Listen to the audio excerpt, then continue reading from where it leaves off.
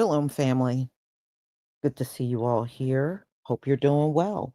I just have some updates about the hurricane. Now, where I am, it's been windy since yesterday, and it's still windy out there, but it's not up in my area yet. They are saying that Hurricane Erin will be up in my area around 8 o'clock tonight.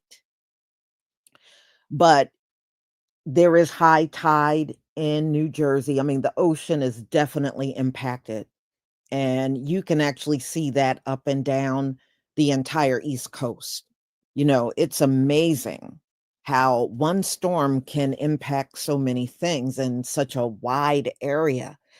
Well, they're saying that Hurricane Erin is 1,000 miles wide. Can you imagine that? That thing would literally span across several states.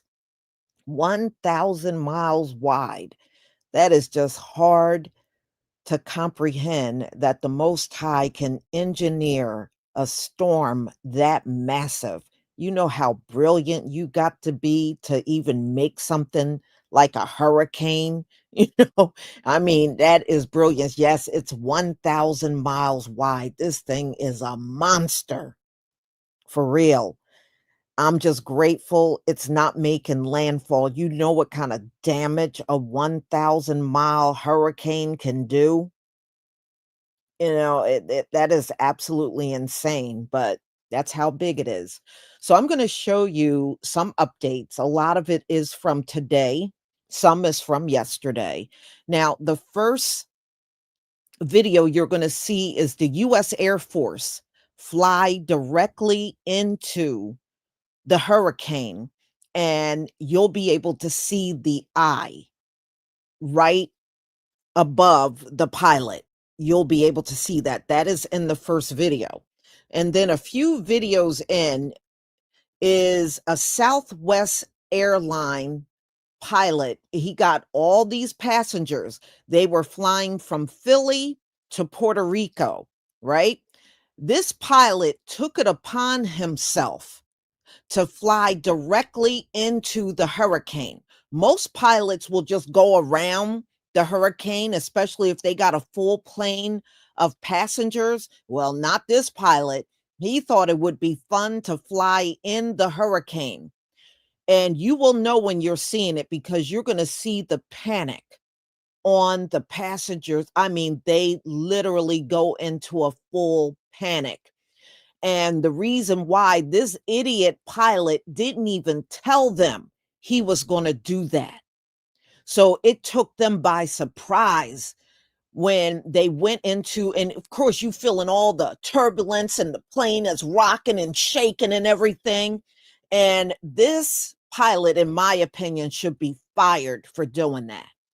But you're going to see that also in the video, and I won't even have to point it out. You will know it when you see all those passengers panicking.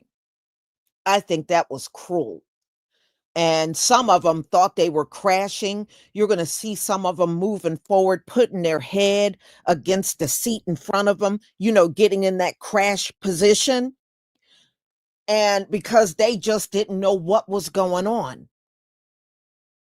So I guess he thought it was fun to do that. No, it would have been better if you did what most pilots do when there's a hurricane out there. You just fly around it. So you'll see that too, along with some updates. So let's get to it, ladies and gentlemen. Shalom to everybody in the chat. All right, let me share.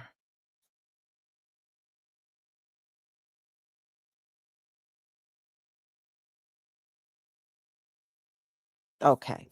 Please give me a 1 if you can see my screen. Give me a 1 if you can see my screen.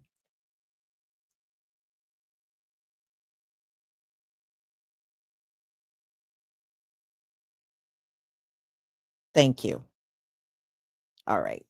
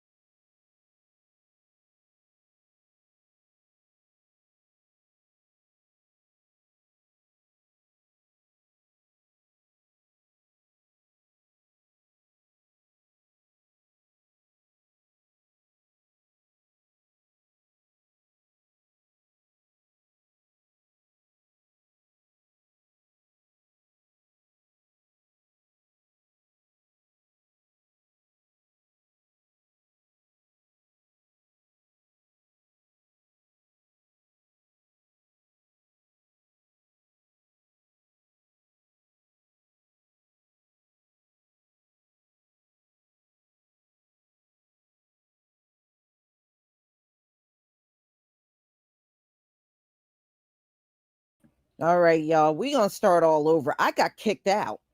That's why everything switched off. I got kicked out of StreamYard. So we're going to start all over. Oh, boy. All right. Let me share my screen again. Okay. All right. Give me a one if you can see the screen. Hopefully, I won't get kicked out this time.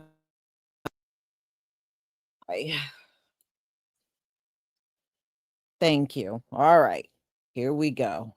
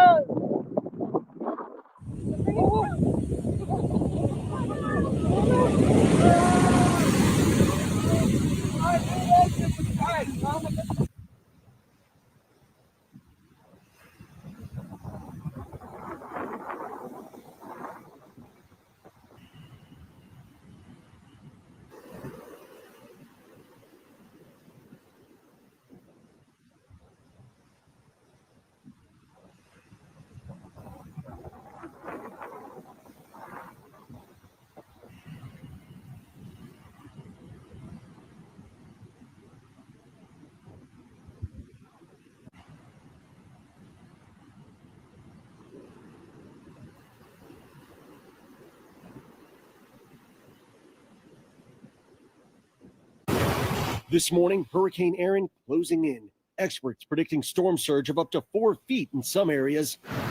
Water already surrounding homes and flowing down streets along the East Coast. Officials urging residents to take the storm seriously. This is no time to be complacent. Vicious waves and high tides forcing beach closures in New York and New Jersey.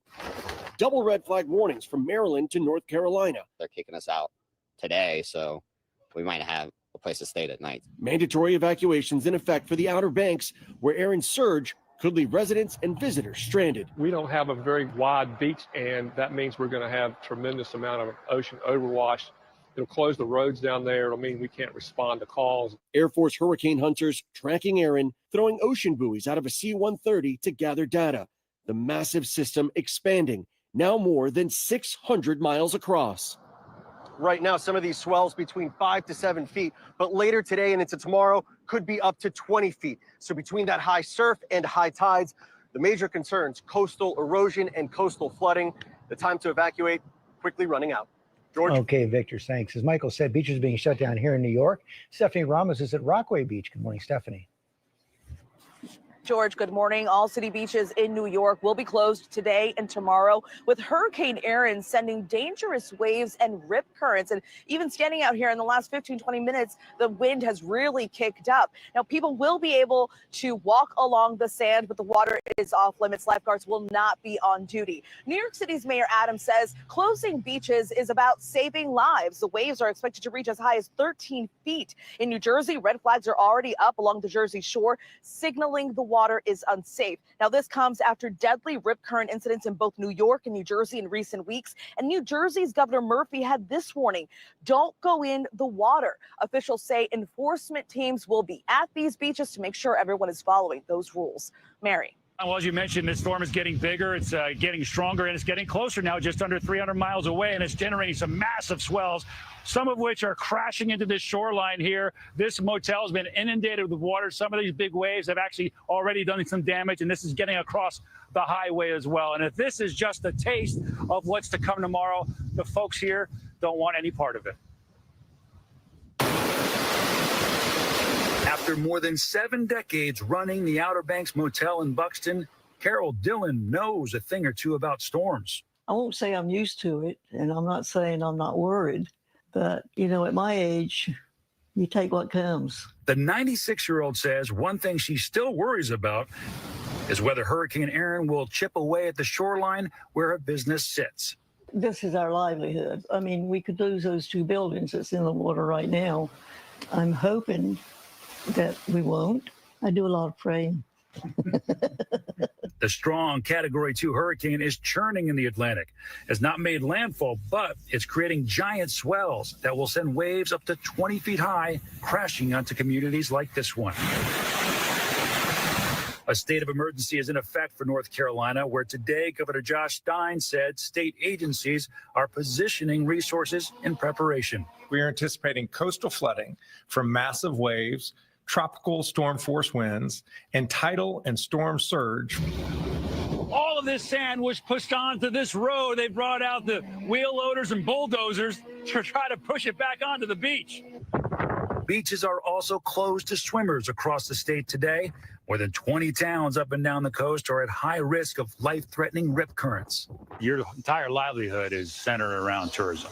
Correctly. And this week they just ripped that right out from you. All had to go, yep. And business owner Jeffrey Kensner told us his shop is normally filled with tourists, but today we found it empty. For us to have nothing to do in mid-August is just doesn't seem right. Yeah, it's frustrating. It's unfortunate, but these business owners, they say, you know, that's just part of the deal of doing business here. This motel has been around for 7 generations, and Ms. Dillon's worried that parts of those units closest to the beach will slough off into the ocean. With these size of these waves only expected to get bigger, that may very well happen. The worst of this, John, is coming here in the next 24 hours. Rob Marciano from the edges of Erin. Thank you, Rob. Spirit Airlines, man, they do it again. They flew out of Philadelphia yesterday and went to San Juan, Puerto Rico, and the passengers had quite a ride. Flight radar shows Spirit Airlines and the pilots decided to become hurricane hunters and went through Hurricane Erin. Look at this flight. Decided to go into the storm, Hurricane Erin, that had 140-mile-an-hour winds. That's creating 100-foot waves in the Atlantic Ocean. And these pilots decided to fly through the daggone storm.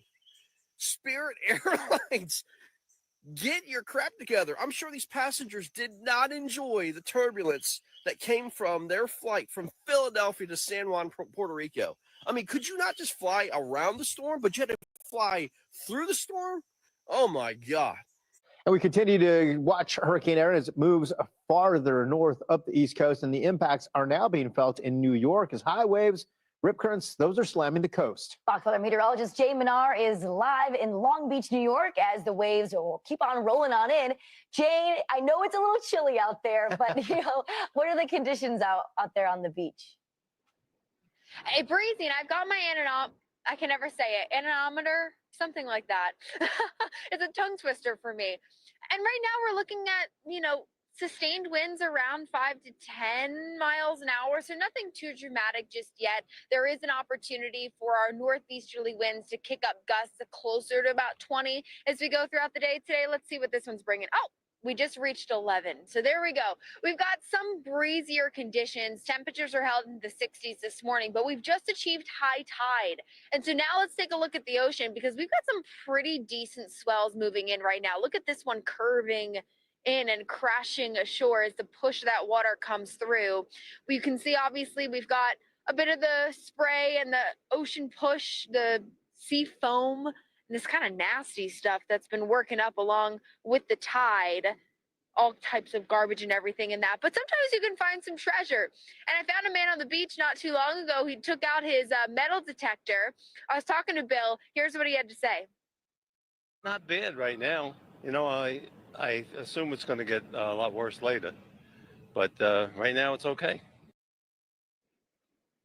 So he says it's all right as far as being out here this morning. He said he's got a couple of chains so far on his treasure hunt. But, I asked him, do you typically see maybe a little bit more of a better haul, especially when you see hurricane wave energy like this kind of churning up the ocean? And he said tomorrow he expects it to be a really impressive day. So we'll see what he finds. But in the meantime, we've got the potential for 12 to 16 foot swells as we go throughout the afternoon. In fact, peaking even higher than that as we get into our second round of high tide through the night tonight. Now, not a bunch of surfers are going to be taking advantage of that. One, because of the daytime, we're going to lose our light. But also, two, we were chatting with a couple of surfers. I thought this was interesting. Two, you could tell New York lifers, right? They've been out here surfing these beaches for decades. And they were telling me today doesn't really look all that great just yet. They were kind of weighing the opportunity of getting into the water here. You've got the jetties, of course. We're looking at about 8 to 10 foot waves right now, breaking nicely, but it's choppy and it's kind of a little messy right now, and the sets are coming in a little too quickly. So we've had a couple surfers out there. Maybe we'll see more as we go throughout the afternoon. But nonetheless, the beaches are closed to swimmers. Lifeguards will eventually be on the mounds here, Craig and Bain, which you can see is kind of washed out a little bit. And they're going to be making sure that people are safe, especially those surfers who will try to catch a couple waves. Yeah, Jane, it's so important. Looking down the coast from you in New Jersey, Atlantic City, we're already seeing some of the beach erosion happen there. Did they do anything to prep that dune that you see behind you? Is that new to help them watch and also to protect part of the beach, or has it just always been there? Oh, I'm so happy you asked this question, because I've deep dived into beach nourishment projects here on Long Beach, Jones Beach, Rockaway Peninsula. They put in these jetties, in fact. There's one off in front of me here. I'm going to see if Pete can pan over for me. You get these jetties that are broken up, I'd say probably by a good 50 feet, give or take. That's been really helping to shore up the shoreline here. These mounds are purely for the lifeguards, right? So they kind of give them a little bit of extra height. On a good day, they'll put a chair up there, and then they'll kind of run down into a path into the water if they need to.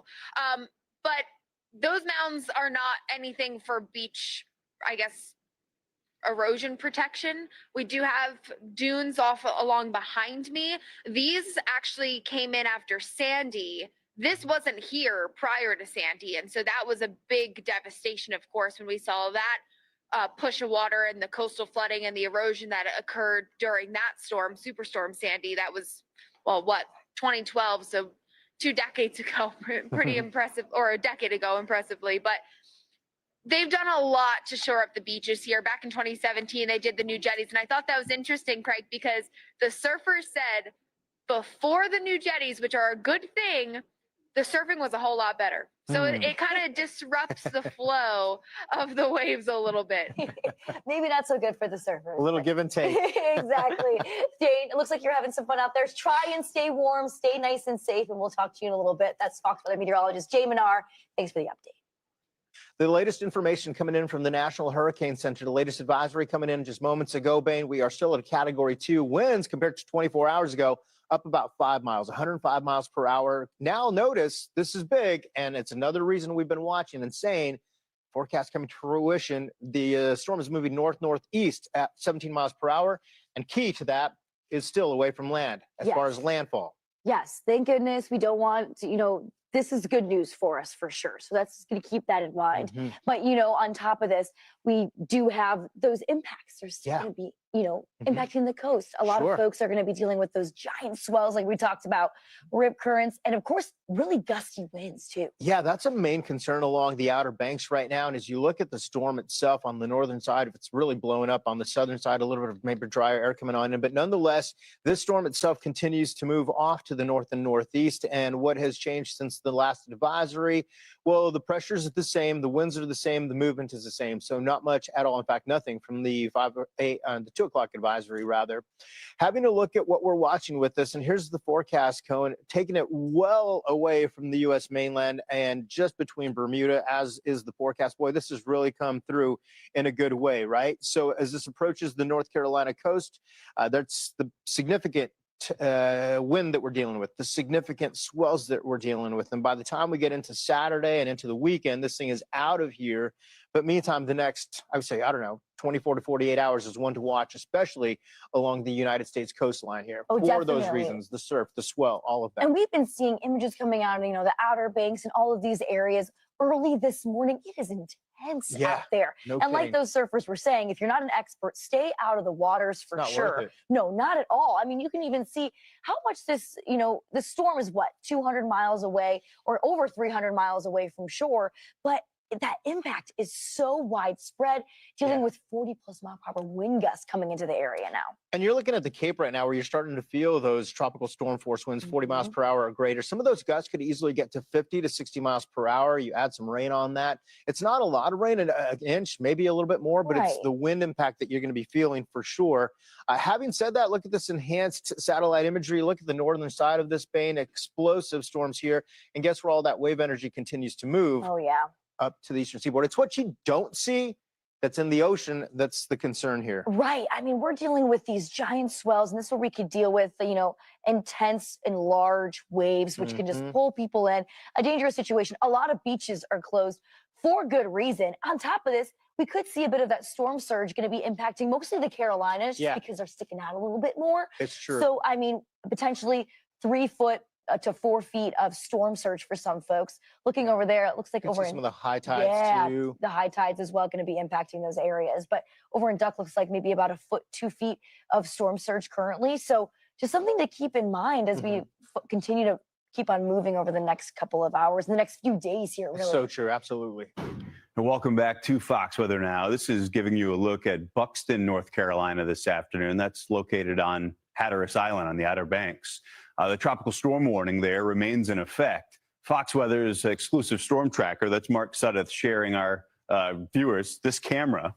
Tropical storm conditions possible there. Windy with rain showers. Winds could be up around 25, 35 miles per hour. We're watching those conditions as crews are out trying to get Highway 12 in as good a shape as can be. So let's learn more about that. Let's bring in Tim Haas. He's the North Carolina Department of Transportation Communications Officer. Thanks for being here with us on Fox Weather. What's the situation there right now? I know this was a big challenge getting everybody off the island. Yes, well, we have Dare County and Hyde County both put on mandatory evacuation orders for both residents and visitors. And we have been doing that evacuation process for a couple of days now. On Ocracoke Island, we've been able to move about 2,300 people off of that island over the last 2 days through our ferry system. And that's great to know that people heeded those warnings and Hatteras Island is also getting evacuated. And we have got Highway 12 in about the best condition we actually can before this storm hits. Can you speak to the vulnerability of this area? Because it's what you just described. You're doing everything you can, and now we just have to watch how this all plays out. Thank goodness it's not making a direct landfall there, but the impacts are still expected to be considerable. Oh, absolutely. Highway 12, for anyone who's been on it, is literally yards from the ocean.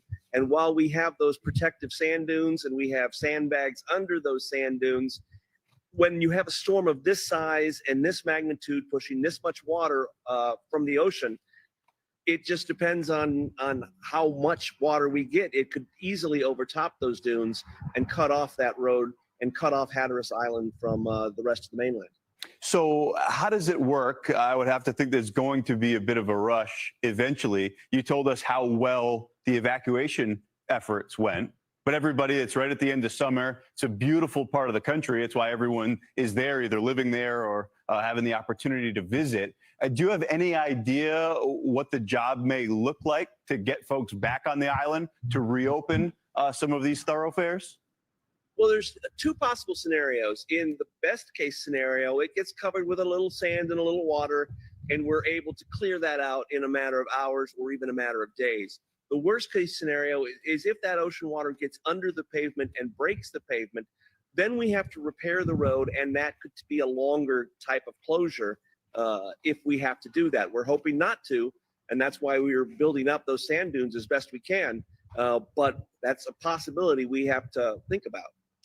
It's hearing you talk about this, and it's a function of the geography of the place. It literally sticks out into the Atlantic. So you guys are constantly dealing with weather impacts. How much of, you had even mentioned the scenarios, how much of a science do you have this down to as you deal with impacts like this? Well, our crews out here in Dare County and Hyde County, they do have it down to a science. It's amazing to me how quickly, when it is simply sand and water, how quickly they are able to clear the road and get it open again. They have gone through this through numerous tropical storms, numerous hurricanes, and even in the fall and winter, nor'easters. So they really do have this down to a science, and they are the best at what they do. And Tim, before we let you go, yes, this is passing the inner core off to your east, staying out in the Atlantic. This must have been very uncomfortable watching a storm of this size and strength coming anywhere close. What's that process like for you and the team as you're preparing for something of this magnitude? Well, we've been monitoring this storm ever since it started popping up. I remember the first few model runs, it was going about 400 miles further east, but it's inched a little west, thankfully not too far west that we're going to make direct landfall. But it's still going to be an issue here. It's still going to be an issue on Highway 12. That's why Dare County and Hyde County issued their evacuation orders, and that's why we're hoping as many people as possible heeded those. Yeah, great point, right? Those nudges off to the left or to the west, we're a little uncomfortable. Thankfully, that's was 650 miles between you guys and Bermuda. Most of the storm, most but not all, can get through. That's the North Carolina Department of Transportation Communications Officer, Tim Haas. Thanks for the update here on Fox Weather. I'm wishing you the best through all this. Thanks for having me. Holding.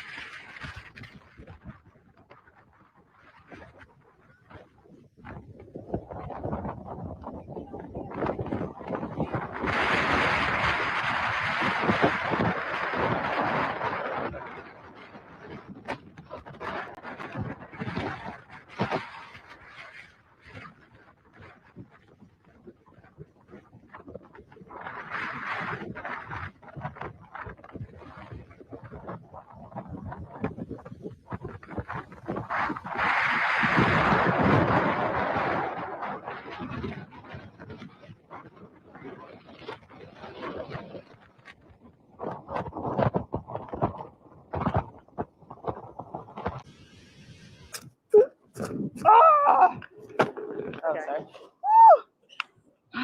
The challenging thing right now, because of Hurricane Erin, is walking into the wind. You can see what she's doing to the seas here. The waves are kicking up. We were talking to some surfers a little while ago.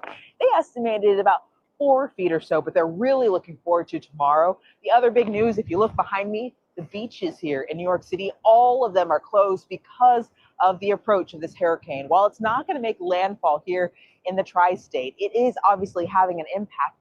We did see lifeguards, not in their stands today, but you could see them here over my shoulders in their bright outfits, standing guard, watching the waters to ensure people aren't getting in. Again, the surfers are getting in, but they say this is the best time to catch a wave. These loafers are waterproof, but my only pair of shoes. So now I need a towel. But officials are concerned about the second high tide, the high tide at 7 p.m. We've seen the ocean take over this beach here in Atlantic City. And as the water goes out, I'm going to walk with it and show you what's happening right now. The ocean water is just carving apart this beach and causing erosion. This is what officials are concerned about as we go into the day today.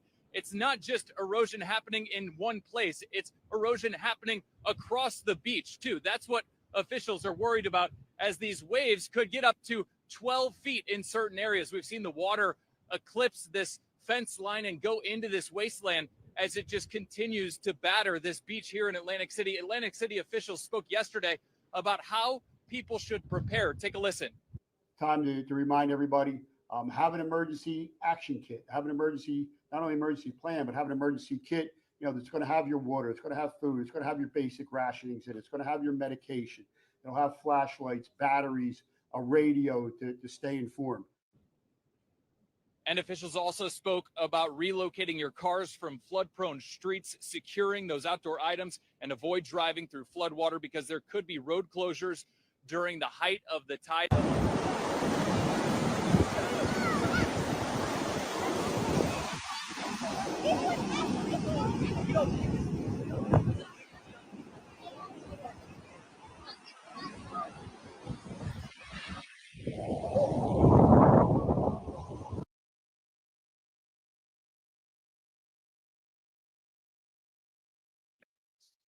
Them folks sure love danger, don't they? They love being in the heart of danger. But if one of them gets swept away, they want everybody to feel sorry for them, please. Mm-mm-mm. No, it is crazy out here because, like I said, the wind has been blowing here since yesterday.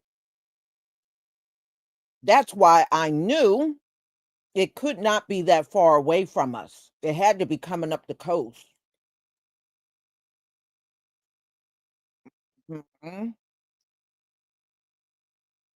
Well, I don't really live near Atlantic City. That's more east of where I live. So I won't even see any of that flooding, but that area is prone to flooding. Even when tropical storms come in there, they do flood, the Atlantic, they're right by the beach. They're right by that big ocean. So we shall see.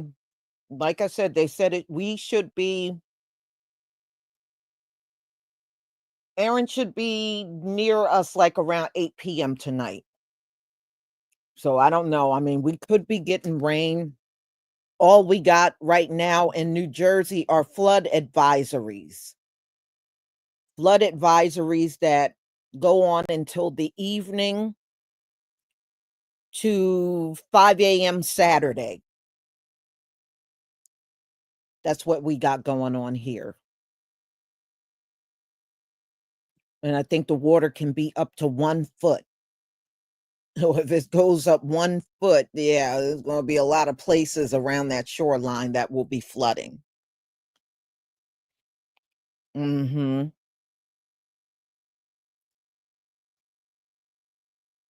Yeah, I mean, I used to go down there a lot, you know. We used to spend weekends down in Atlantic City and then just come back. But I haven't done that in a long time. I mean, that was like in the early part of 2000. We would just pack up and go down there on a Friday and come back on a Sunday. It was nice, doing that. But see, back then, all of the casinos were still open. Now, it's like it is nothing like it was before. Most of the casinos are gone. There's still just a handful of them that are down there, but the majority of them are gone now. Mhm. Oh, yeah. A couple of them have gotten killed being down there. I don't know what it is. I guess they want to see the hurricane come in. I mean, some of them, they did that during Sandy too. There was a whole bunch of them down at the beach. I just want to see it come in. I was like, for what? I don't know. They think completely different from the way we think. That's one thing. Out of all the people you've seen on this footage out there, you don't see none of our people out there except for that one reporter, but that was her job. That's why she was out there. But I mean, the rest of them, they weren't us.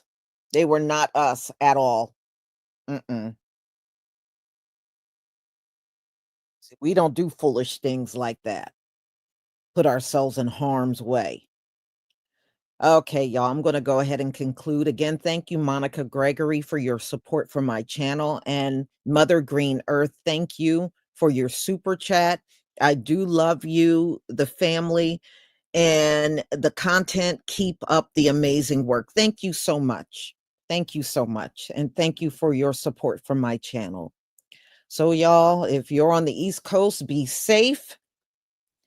And hopefully, once this thing pass, this is it. Now, I did not hear about another hurricane following it. So, because sometimes it'll be a couple of them just following each other.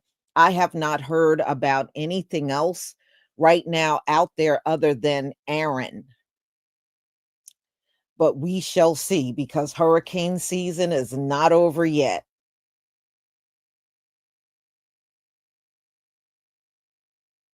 Mhm. So, y'all, have a wonderful day. I do have a premiere coming up, and I'll get that posted as soon as we're done. What I did, I went to Chat GPT and I was asking, why do white supremacists talk so negatively about the word woke? And I want you to hear the answer it gave me. It's really interesting. So hopefully I will see you then. Shalom, family.